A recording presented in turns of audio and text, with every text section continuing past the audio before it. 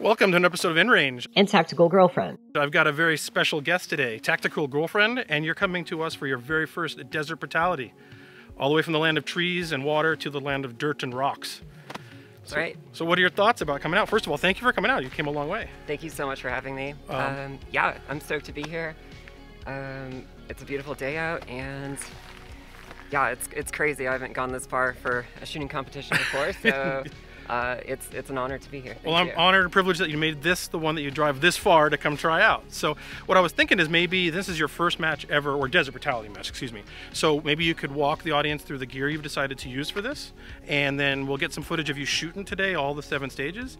And then at the end, maybe we'll talk about what your feelings and impressions are about what this was and what it was like and what you thought it might be, or maybe what you expected, or maybe you should say what you expect now, and we'll get at the end how you feel about it at the end. So what's your expectations of a brutality match? My expectation is to be extremely exhausted. Yeah. Roughed up, tired. Okay. Dehydrated, probably. I think you're going to be right. So yeah. Why don't I step to the side and you can talk to the camera about what you brought for the brutality event. All right. So as far as gear goes, today as far as firearms go, running my 11.5-inch AR build, my Glock 19, and Haley Strategic D3 CRM chest rig, and my Faro Concepts Bison belt. So in this regard, I'll come back over here. So in this regard, you're shooting in what I think you're in the Partisan division, is that correct? So yeah. Partisan is a certain point-based division where the gear you have adds up to a certain number of points, and that's what you can have. So you're running a red dot with a magnifier, correct, which I believe we score as a single optic in this event, right? Because an LPVO is considered a single optic as well. But you do have a red dot on your Glock. I do. Which means you can't have extendos in your Glock, if I'm correct in that regard. And then you're not wearing armor, but you're wearing a standard low-grain kit. Correct. And you're running a suppressor. Yes. Have you found the suppressor in dynamic movement to be a little challenging sometimes? Because I find it to be almost sometimes a detriment. It is a detriment. Okay, fair. But I want to use my gear, and I don't know. I do like the way it shoots with the suppressor on it, so. It is nice. It's pleasant. Yeah, it's new. Yep. So. Oh, well, it'll be scratched up by the end of the day. I love it. So at the end of this, we're going to get back. We're going to see what you think about all this, and we can talk about how this gear worked for you here, as well as you're going to film your whole event for your channel. Right. So at the end, we'll call on that too. So stay tuned for some cool Tactical Girlfriend shooting at Desert Brutality 2022. Thank you. For this first stage, it's called Shores of Hell. Start out behind these water tanks, rifle unloaded and slung, pistol unloaded, hands at sides. Then a shooter then transverses these water tanks, jumps on the other side, grabs their long gun, loads, and engages 3 steel targets at distance.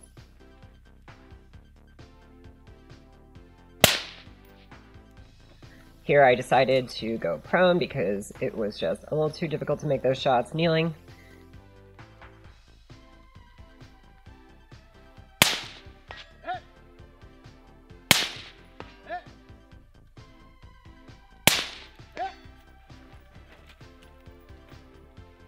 From here, I get up, start running to the first barricade where I need to go prone and shoot at the 3 same targets underneath that barricade.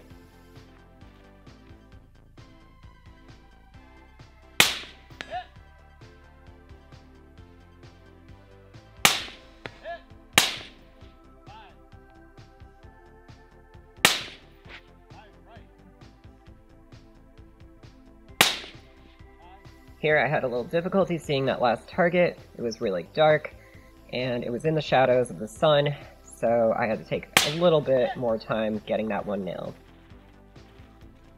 Then I have to crawl through this barricade, which was a little awkward at first. Developed a better strategy on the way back, as you'll see. But then I run up to this table here, and once again engage all 3 targets.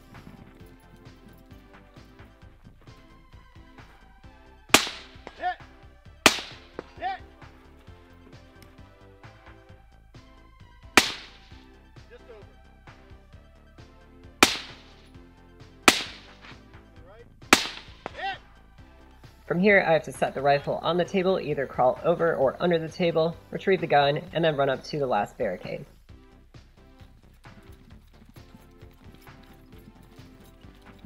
At this point, you're getting pretty winded. Your aiming is not going to be that precise. Probably should have gone prone here, but I took the kneeling position and went for it.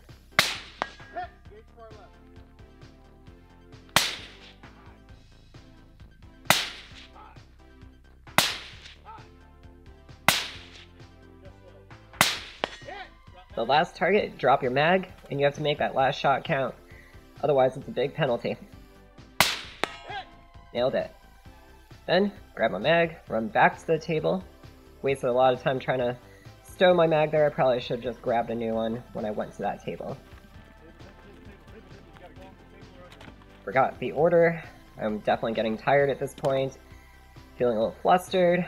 Finally put the rifle back on the table, crawl over, retrieve the rifle, load again, and engage those 3 targets once more.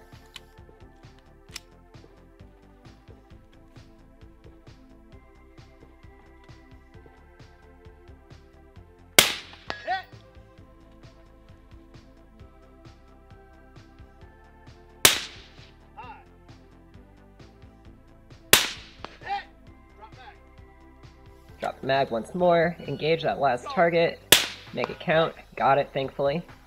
Run back to the last barricade. Here I forget to crawl through, go back around. Try that again.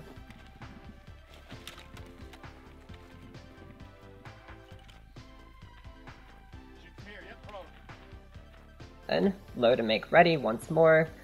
Engage those 3 targets from the prone position just like the first time.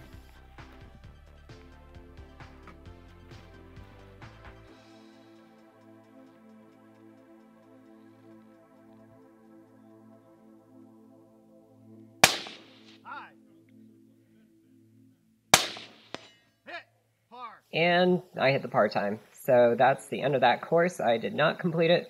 This was the one course I did not finish, but it basically was me just getting warmed up, and it was quite brutal. This stage was called Barrels of Fun. The shooter starts standing behind the white barrel, long gun loaded, on safe, held touching the belts, and the pistol holstered in condition 3. Here I have to engage 2 steel targets at distance, and then move on to the next barrel. Move on to the next barrel. These barrels were either mostly empty or completely empty, so they were a little shaky to shoot on. Added a whole new level of challenge there, but it was fun.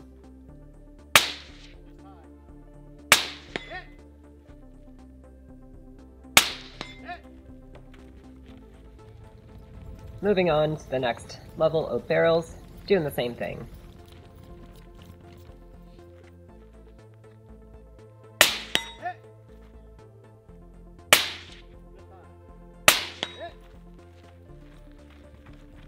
Onto the last barrel for engaging those 2 steel gongs.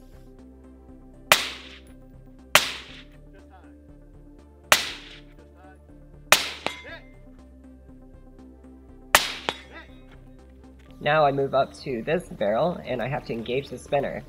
The shooter either needs to engage the spinner and get it to flip over, or just fire 15 shots onto it and make those hits count. Here I pop in a fresh mag to make sure I've got enough ammo. This is the first time I've ever engaged a spinner target in my life. It's certainly a lot harder than I thought it would be. When each end was traveling towards me in a way, it was really hard to differentiate and know when I was supposed to time every shot. It generally was just very disorienting, so I'm going to have to spend some time doing some more spinner work when I can.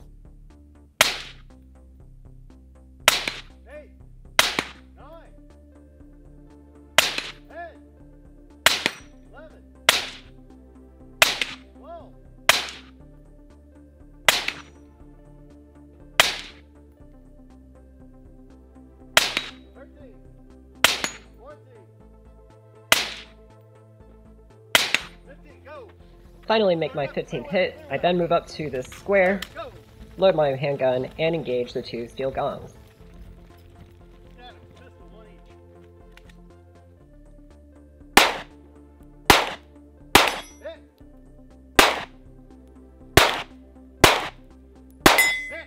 Move up to the last square here, engage the steel gongs again, and then finally the spinner with the handgun.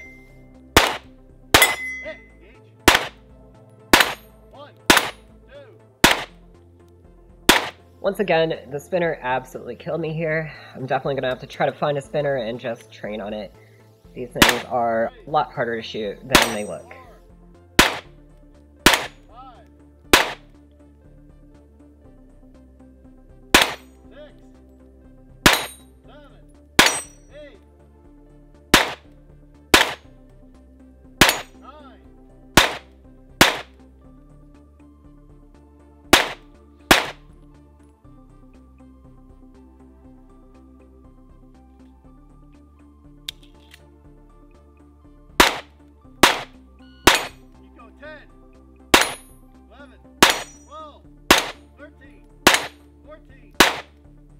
Finally got my 15 shots that I needed on that spinner. Stage is over. This stage is called Casarda's Doomed Unholy Cathedral, otherwise known as the Casarda Drill. Shooter starts with the long gun at their hip, and then they need to go prone. Take some shots at steel until they get a hit next to a 50-pound kettlebell, then pick up that kettlebell, throw it as far as you possibly can, run up next to it within arm's reach, and take your next shot, and repeat this process until you're over the last line. This is not easy. I've never thrown a kettlebell in my life, let alone a 50-pound kettlebell, and it is hard. Looking at the video, I realized that there's definitely some techniques, especially with my knees, that I should have been doing, but that's why I do what I do here, and I should be able to run this better next time.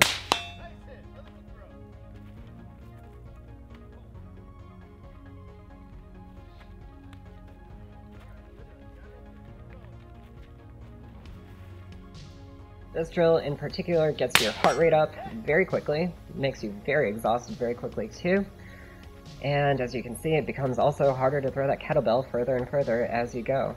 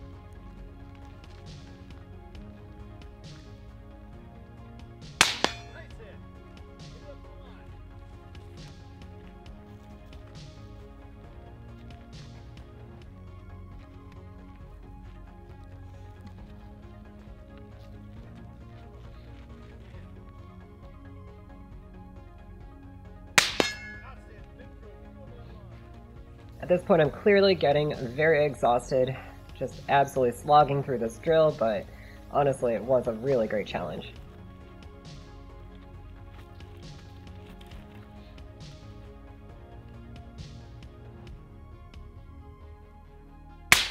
Nice hit! Super big throw! Get me over that line.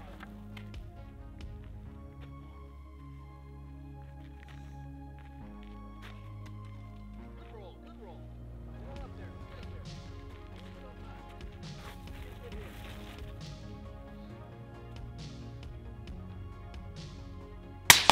Nice hit! Get me over the line. And my final throw here. Big throw, come on. Happy to say that every single shot taken was 100% accurate. For what it's worth, as slow as I was running, at least my accuracy was on. Nice hit! Outstanding! Alright, good job. This stage is called The Only Thing They Fear Is You. The shooter needs to start with a rifle engaging the left steel target, then throw a 35-pound kettlebell over those barrels, move around the barrels, then engage the steel target to the right with handgun. After trudging along with that 50-pound kettlebell, this one was a lot easier to do. Rifle two!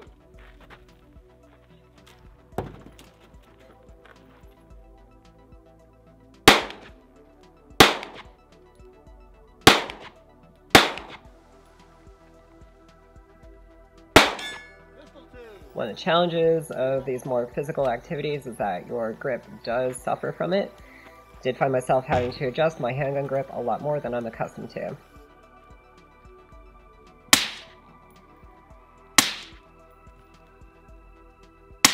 Rifle three!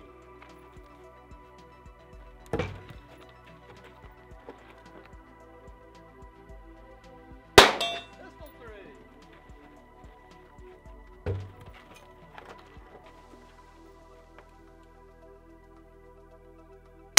Rifle four!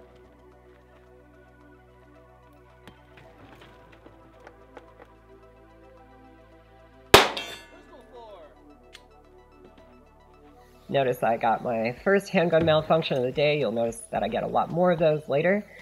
I did have some issues with my handgun, had to make some last-minute modifications to the lower, and basically was running a stock slide stop that I kept bumping up with my grip, because I do have a very high and aggressive grip. I did not have the Cogwork slide stop that I used to have, and it definitely tripped me up. So I do have a lot of user-induced malfunctions from my grip throughout this course and the rest of the day, basically.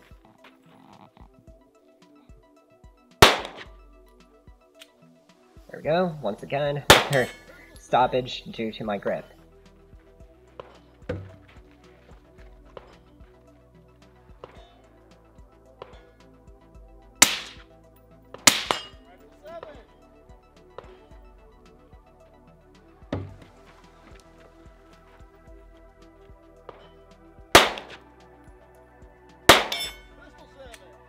Finally, I move on to the last leg of this drill, where I shoot the rifle and the handgun one last time for a total of 8 hits on each weapon.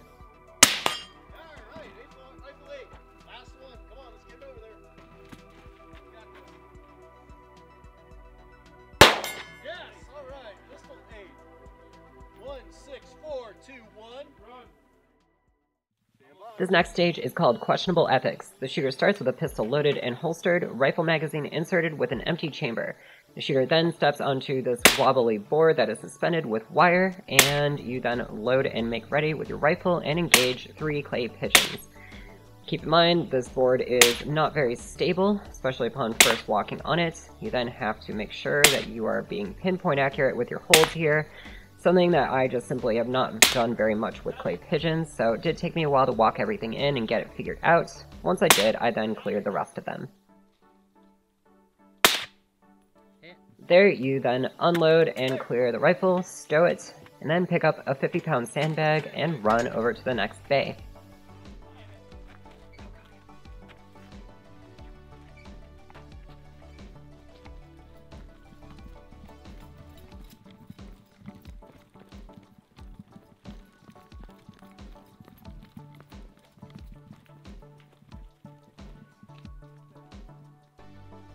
Then drop the sandbag at the barricade, and then engage these targets with your handgun.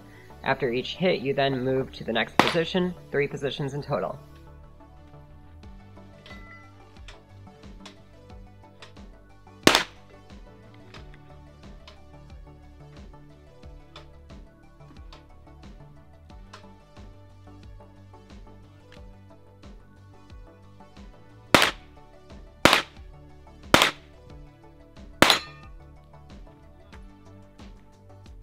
During stages like this, it is a little disorienting moving from shooting position to shooting position when the target isn't fully cleared.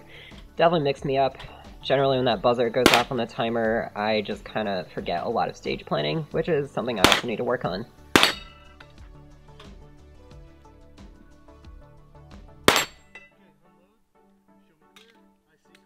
Then clear the weapon, and then pick up the sandbag one more time and make your way to the last bay.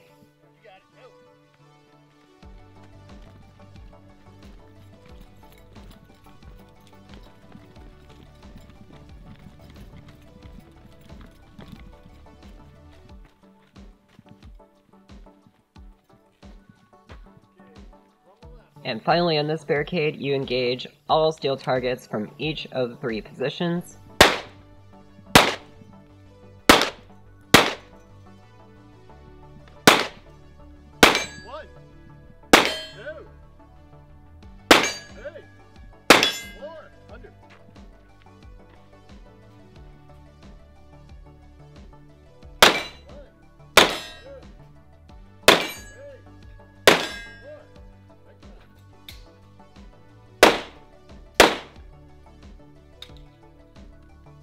Absolutely flubbed that reload.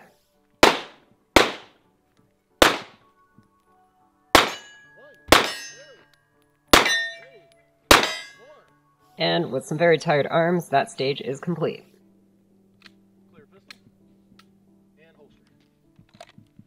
Well done, 18937. This stage is called This Is Where He Kills You. Shooter starts with a pistol loaded and holstered, rifle magazine inserted, empty chamber held at the belt. You engage 5 clay pigeons from 4 different boxes. After each hit, you move on to the next box until you've cleared all of the clay pigeons. Hit, next box. Next box.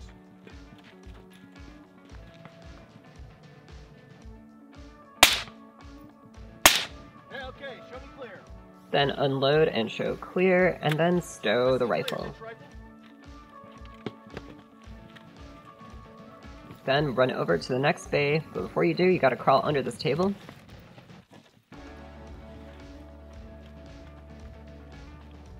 Finally, move up to the next bay, draw your pistol, and engage the first steel target, and then move on into the next box once you clear that one. And so on and so forth.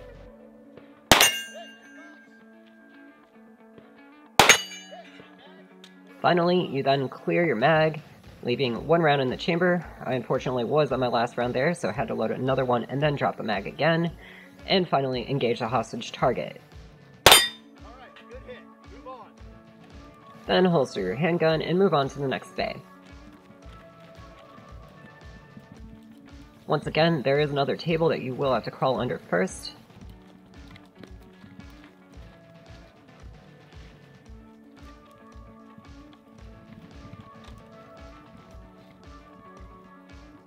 Then run up to the first box, engage a steel target, then proceed to the next box until all targets are hit.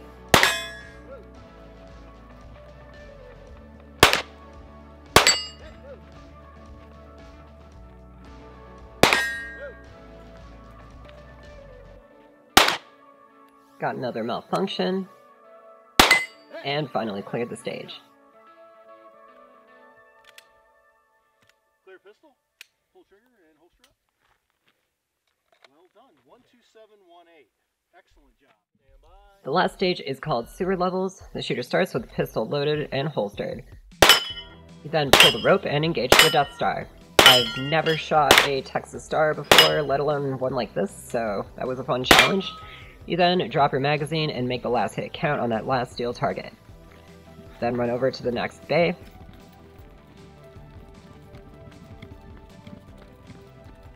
From here, you step into the first box and engage both steel targets. You have to hit both and not miss. If you do hit both, then you move on to the next box. If you do miss, you need to fall back to the previous box and re-engage.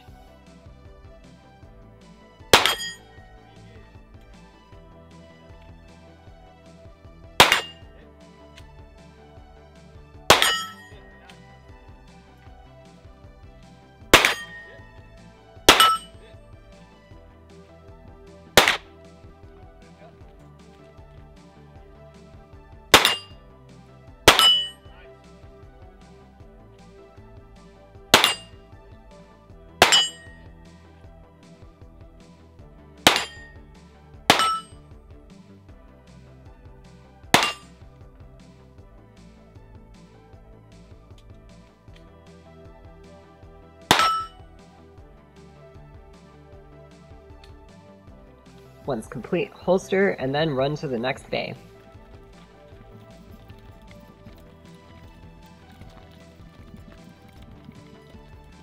Very similar concept here. Get to the first box, engage both steel targets. If you hit both, you move on to the next box. If you miss any, you will need to fall back to the previous box and re-engage.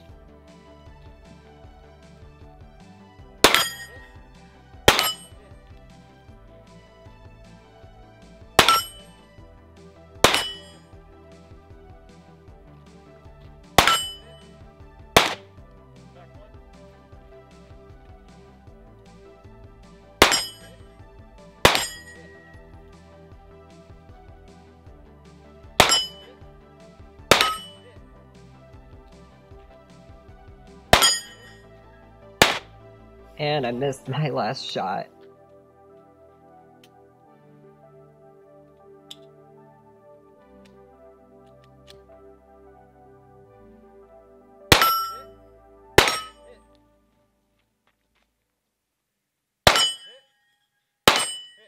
And finally, stage complete. 15713. Nicely done. All right, so you've just completed your first Desert Brutality event. I just want to hear what you think. Like the good, the bad, the ugly. Like, what's your takeaway from the very first time you shot one of these? I had an absolute blast. Like, I'm exhausted, but like I've learned so much. Every single stage that I shot was involving like targets I've never shot before, actions I've never really done before. Okay. You know, I'm still fairly new to competitive shooting, and yeah, it's been enlightening, and I just absolutely loved every second of it. Well, from your videos, you're clearly doing a lot of training out in the Yes. field, right? So that is, of course, like, how does, I would ask this, so the training that you do in the field, this is still a competition ultimately. It's supposed to be fun, it's supposed to be a place where people have a good time, but Desert Brutality and all the Brutality events were always meant to be a place where you could use as much as we can in a competition environment, real world skills on the clock. Right. Do you feel like this did this and where it did, or maybe it didn't, and I'm fine for either of those? I mean, I feel like it highlighted a lot of things that like I don't necessarily train that much, which was cool. And it like gave me a lot of ideas of things that like, I want to try. But a lot of things do translate. Okay. And like a lot of your fundamentals are really gonna just come through when you're doing anything, regardless if it's new or old. And yeah, I felt like I you know, like I shot the star. Yeah, oh yeah, so first the Death Star, time today. this moving, swinging thing, yeah. I've never even shot a star before. But a moving target's a moving target, right? Yeah, Yeah. so. And I felt great about it. Oh, cool. Yeah, you did very well on it, Thank honestly. you. Like, moving targets are something that are hard to do in a competition environment. So, like, but at the same time, leaving moving targets out of your shooting scenarios Right. is very unrealistic, right? I mean, moving targets are moving targets. Yeah. That's the whole point. So everything being static changes things. Right. Anything in particular that you found like was like a highlight of stages or stage designs for today? Like, we started off on what is our longest range, 200 yards, climbing over and under and shooting, and we finished on a very dynamic pistol bay. Right. Like, between the two, like, was there anything that like really sticks out or pops? I really enjoyed the stage that involved the 50-pound sandbag. Oh yeah, Like, okay. That was hard, but like rewarding at the same time, and like the barricade work that was a part of that stage, like I did like really revert to my training, and it felt good.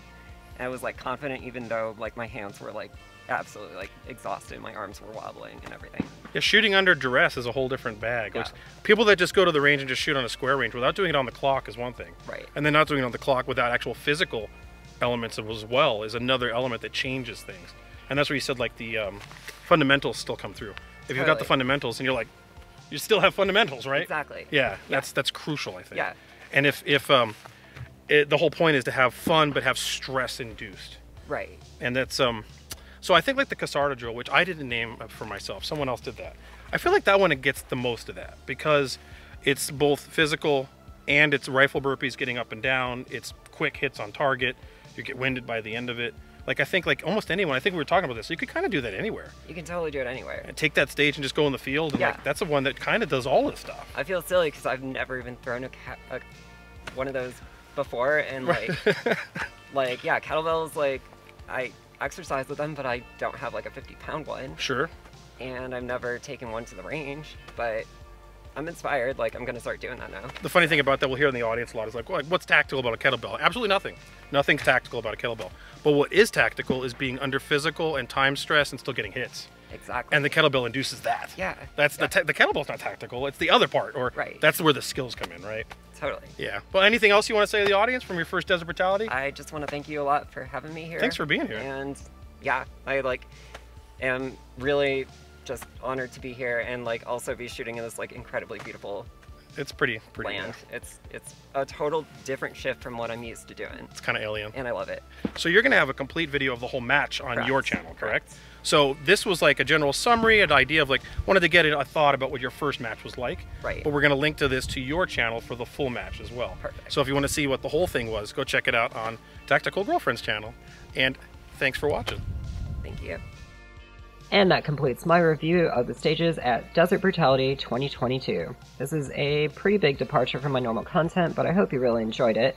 I'm pretty new to competitive shooting, and in fact this was my second two-gun match that I've ever ran. It certainly was a really good challenge. I learned a lot, and it was pretty humbling. I really hope that next time I return, things go a little bit better, and I'm pretty sure that they will. Overall, I scored 73 out of 174 participants and 22 out of 51 in Partisan Division, which I was in. I also want to offer a huge thank you to everyone who is supporting me on Patreon. You make this channel possible, and I really couldn't do it without you. If you want to go help chip in, you can always go to patreon.com/tacticalgf. The biggest contributors are named at the end of the video.